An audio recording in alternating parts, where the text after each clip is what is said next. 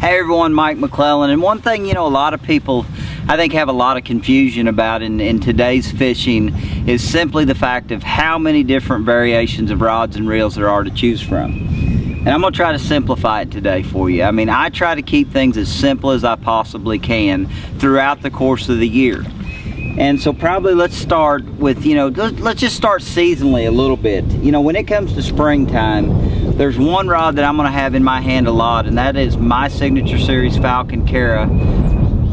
I refer to it as a jerkbait rod, but this rod actually has a lot of different things that can be done with it, and that's what I'm trying to help with today, is trying to help you eliminate some of the stuff you don't need. This is a 6'8" rod. This rod is designed to throw jerkbaits on. You can throw smaller topwater baits on the rod. You can throw floating worms, wacky worms. A variety of different things can be done with this. As you get on into the season, if you like to drop shot with a bait caster rather than a spinning rod, this rod has everything you want in a drop shot rod in a bait casting version.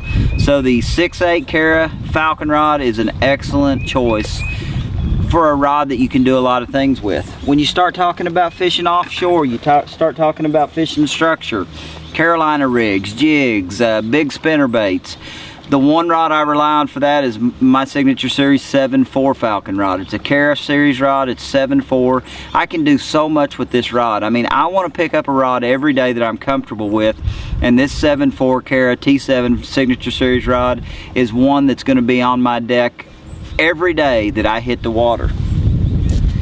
Then you have to consider the crankbaits. I mean, there's no doubt that you've got to have a crankbait rod at all times. I mean, in the springtime we're throwing a variety of crankbaits. As you get into the post spawn, you got to start throwing deep diving crankbaits, square bills, things like that. And basically there's two Falcons I'm going to look at. This is a 7-foot medium cranker. This is a rod that I'm going to throw my McGrip 85 on. I'm going to throw Little John baits on it, smaller crankbaits. As you step up into the bigger models, then you want to step up to the Kara T7 deep cranker. And so really there's two crankbait rods that you can get everything done with. And then I can't forget my buddy. When things get tough, and they're going to, day in, day out, somewhere you go, you're going to be faced with clear water, light wind situations. That's when you got to have the Jeff Crete Squirrel Tail rod. This thing, you can do so many different things with it. You can throw a shaky head on it. You can throw a wacky worm, weightless on it. You can drop shot with this rod. So those are the basic 4 models of rods that I think any angler has to consider having in his boat throughout the course of the year.